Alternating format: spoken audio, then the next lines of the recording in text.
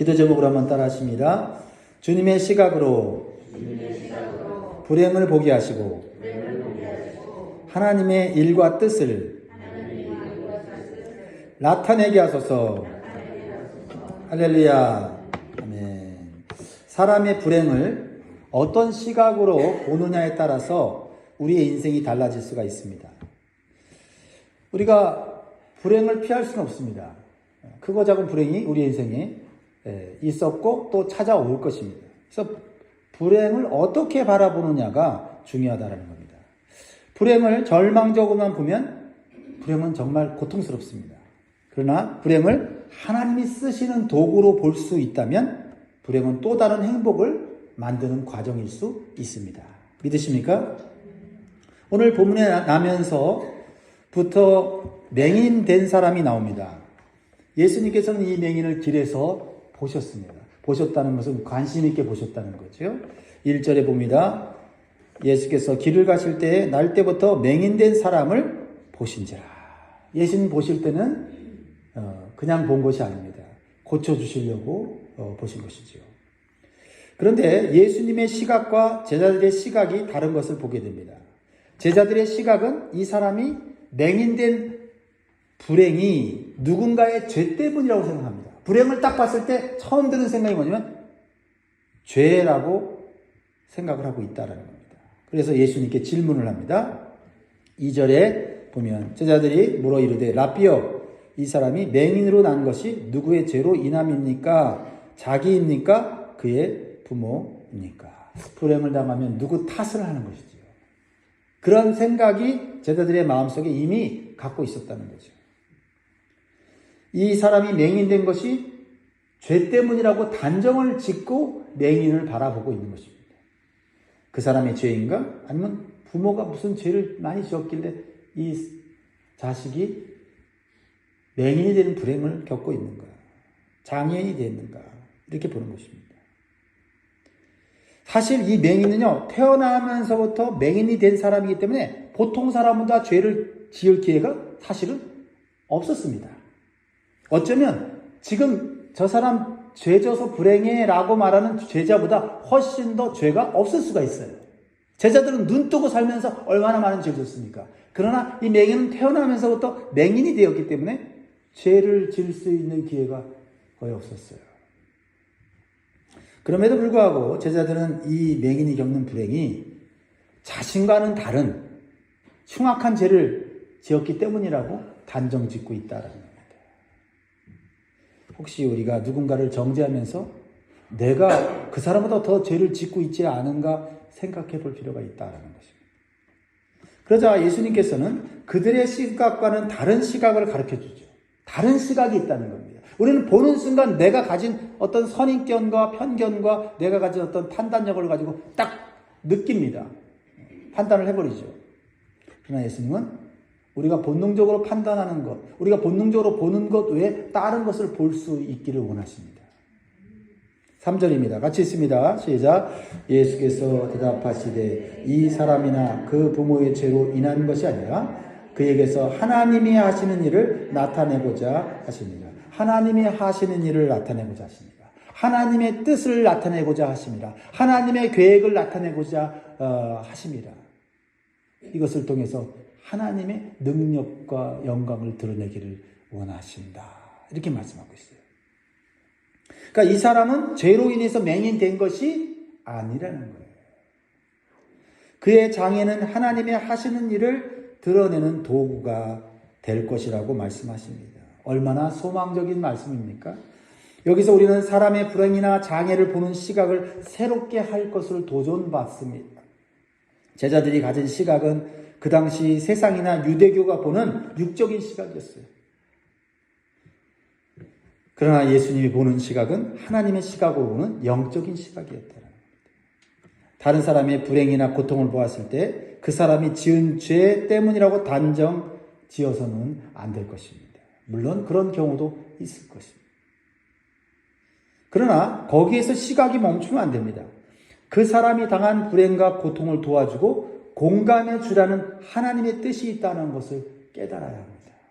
그래야 내 불행과 고통을 당할 때 내가 불행당하고 고통을 당할 때 하나님의 시선으로 나를 바라보고 다시 일어설 수 있게 되는 것입니다.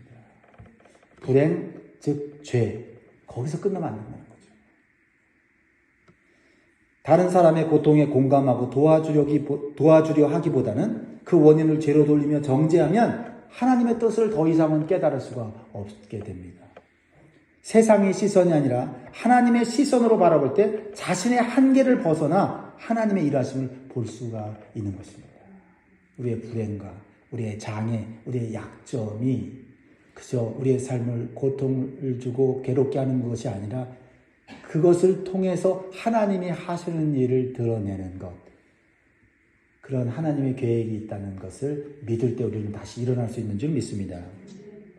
예수님께서 이 맹인을 보고 치유하시려는 것은 이 맹인의 불행과 장애를 고칠 수 있는 하나님의 능력을 보여주시고 하나님께 영광을 돌리려는 것입니다.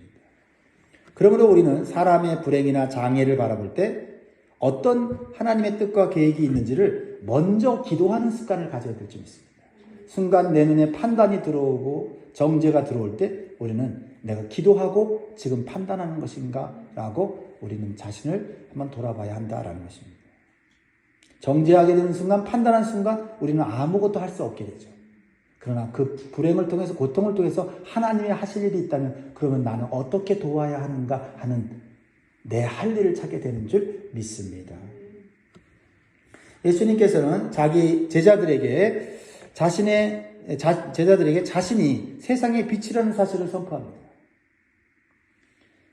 그래서 어두운 세상을 주님의 눈으로 볼 수 있게 만들어 주시는 거죠.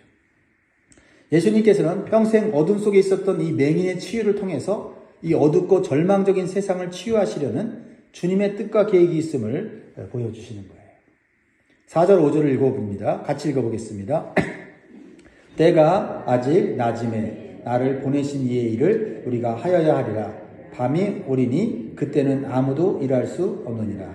내가 세상에 있는 동안에는 세상의 빛이리라. 주님은 우리가 하나님의 일을 해야 할 때가 항상 있는 것이 아님을 가르쳐 주십니다. 아무것도 할 수 없는 인생의 밤이 곧 찾아온다는 겁니다. 그래서 하나님의 일을 할 수 있는 가장 좋은 때는 기회가 주어졌을 때 하는 것이 중요합니다. 나중에 뒤로 미룰 것이 아니라 준비되어 있으면 준비되어 있는 대로, 준비되어 있지 않으면 있는 모습 그대로 하면 되는 것입니다. 기회가 주어졌을 때 하는 것이 하나님의 뜻입니다. 왜냐하면 하나님께서 기회를 주실 때는 그 기회를 볼 수 있는 눈을 열어주신 것은 하나님께서 부족한 것은 채워주시고 연약한 것은 힘을 주셔서 감당케 하시려는 것입니다. 맹인을 보고 저 사람은 하나님 앞에 죄졌어 라고 정죄하고 판단하면 아무것도 우리는 할 수 없습니다. 나는 지금 연약하고 부족해. 그래서 나는 지금 준비가 안 됐어. 그러면 아무것도 할 수 없습니다. 주님의 시각으로 보면 고쳐서 쓸 수도 있고 부족함을 통해서 하나님의 능력이 나타날 수 있다라는 것입니다. 주님의 빛이 비쳤을 때 우리의 생각을 바꿔야 됩니다. 우리의 태도를 바꿔야 됩니다. 내 시각과 내 생각으로 하려고 하다 보면 제자들처럼 잘못 판단을 하게 되고 정작 하나님의 뜻과 영광을 드러내지 못하는 경우가 생기는 것입니다. 그러므로 나에게 주님의 일이 주어졌을 때 일단 즐거운 마음으로 시작하면서 성령의 지혜와 도우심을 구하면서 나아가는 것이 좋은 결과와 열매를 맺게 되는 줄 믿습니다. 여러분 현재 환경 속에 상황 속에서 여러분 나이에 주신 기회들을 놓치지 마시기를 주의 이름으로 축복합니다. 그것이 여러분의 인생을 말년까지 끝까지 행복하게 만들 수 있는 기회가 되기 때문에 그렇습니다. 예수님은 맹인을 특별한 방법으로 고치시지요. 어떻게 고칩니까? 6절 7절 봅니다. 다 같이 읽습니다. 시작. 이 말씀을 하시고 땅에 침을 뱉어 진흙을 이겨 그의 눈에 바르시고 이르시되 실로암 못에 가서 씻으라 하시니 실로암은 번역하면 보냄을 받았다는 뜻이라. 이에 가서 씻고 밝은 눈으로 왔더라. 할렐루야. 고침을 받았습니다. 예수님께서 병자를 고치시는 방법은 다양합니다. 하지만 그 본질은 병자의 믿음과 순종을 통해서 고치시는 거예요. 예수님의 능력에는 변함이 없습니다. 어떤 것든지 어떤 질병이든지 어떤 불행이든지 바꿀 수 있는 능력이 항상 있으십니다.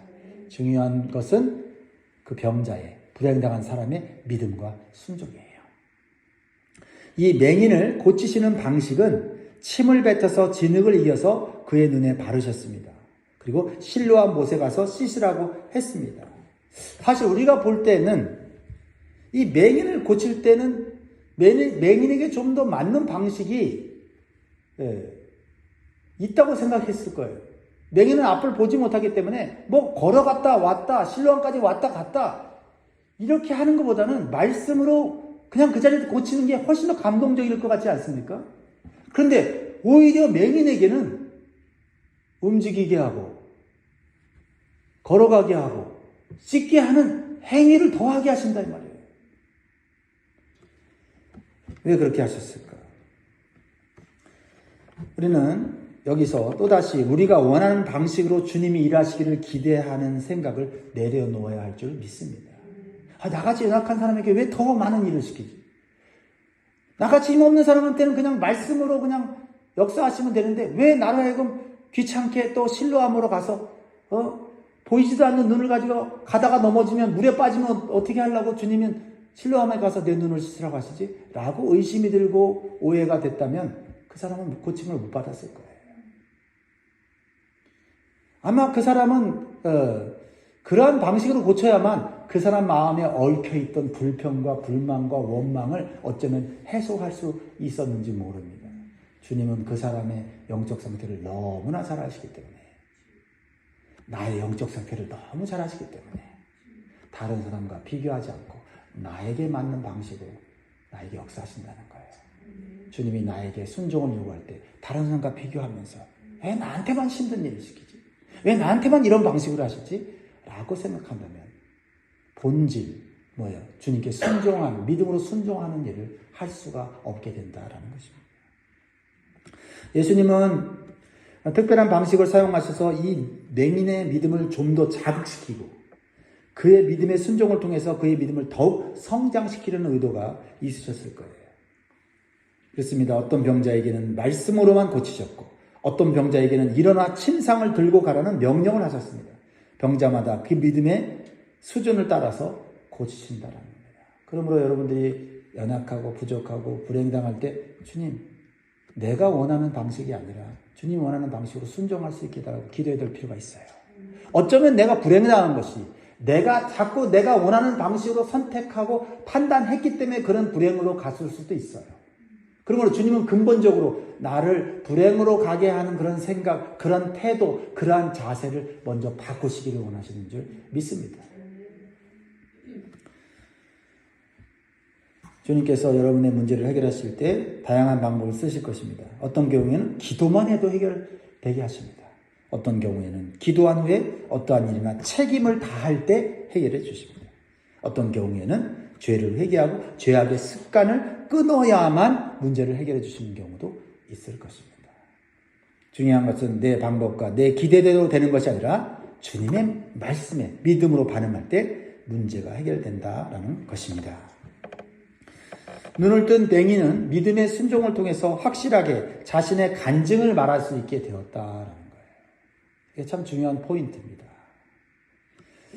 사람들이 이 맹인 되었던 사람을 보고 놀랍니다. 혼란스러워합니다. 처음에는 잘 알아보지 못합니다.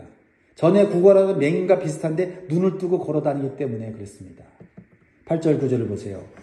이웃 사람들과 전에 그가 걸었던 거리인 것을 보았던 사람들이 이르되 이는 앉아서 구걸하던 자가 아니냐? 어떤 사람은 그 사람이라 하며 어떤 사람은 아니라 그와 비슷하다 하거늘 자기 말은 내가 그라 하니. 여러분, 주님께서 고쳐주신 방식 때문에 그런 자신이 주님이 고쳐주셨다고 하는 확신에 있어서 흔들리지 않고 다른 사람들 앞에서도 자신의 신앙과 간증을 담대하게 말할 수 있게 된 거죠. 그렇죠. 어떤 사람은 주님이 고쳐줬는데도 깨닫지 못하고 자기가 좋은 약을 먹어서 자기가 또 열심히 운동을 해갖고 질병이 고쳤다고 말하는 사람도 있어요. 처음에는 고통스러워서 이 방법 저 방법에도 안 됐는데 기도하고 성도들이 기도해주고 그랬는데 주님의 말씀에 순종해서 행하기보다는 그냥 자기가 생각해서 자기 방식으로 고쳤다라고 생각이 싹 바뀌는 사람도 있어요. 자기가 영광을 받는 사람이 있다 이 말입니다. 그러면 그 사람의 믿음은 더 이상 자라지 않아요. 그 사람의 믿음은 결국 그 사람에게 도움이 되지 않게 되는 것입니다. 근데 주님이 말씀하신 대로 순종해서 고침을 받고 나니 할 말이 많은 거예요. 하나님의 능력과 하나님의 영광을 드러낼 수 있게 되었다라는 것입니다. 보세요. 11절 보세요. 대답하되 예수라 하는 그 사람이 진흙을 이겨 내 눈에 바르고 나더러 실로암에 가서 씻으라 하기에 가서 씻었더니 보게 되었더라. 주님이 다 하셨다는 거예요. 주님이 다 해결해 주셨다는 거예요. 자기는 그저 주님이 말씀하신 것에 순종했더니 그렇게 되었다라는 거예요. 얼마나 많은 사람들에게 도전이 되고 감동을 주고 나도 예수님 믿고 싶다. 나도 예수님 말씀에 순종하고 싶다라는 결론을 내리지 않습니까? 어떤 사람의 간증은 야, 그 사람 대단하다. 그 사람 믿음 대단하네. 난 그런 믿음 없어. 그렇게 끝나는 사람들이 있어요. 그거 좋은 간증 아니에요. 저 사람 만난 예수님 만나고 싶다. 저 사람처럼 나도 예수님의 말씀에 순종하고 싶다. 그게 좋은 간증이죠. 사람의 불행이나 장애가 복음을 전하는 놀라운 선한 도구가 되었다라는 것입니다. 그러므로 우리가 가진 약점이나 고통이 복음을 전하는 도구가 될 수 있도록 기도할 필요가 있습니다. 무엇보다도 이 맹인은 자신의 죄 때문에 질병에 걸린 것이 아님을 깨달았기 때문에 병들었던 마음도 동시에 치유된 거예요. 얼마나 구걸하면서 많은 얘기를 들었겠어요. 아이고, 누가 죄를 졌길래 부모가 죄가 많아서 그렇지 하면서 얼마나 돈 받으면서 상처받으면서 마음의 병이 깊어졌을 거예요. 근데 주님이 육신의 질병을 고친 것이 아니다.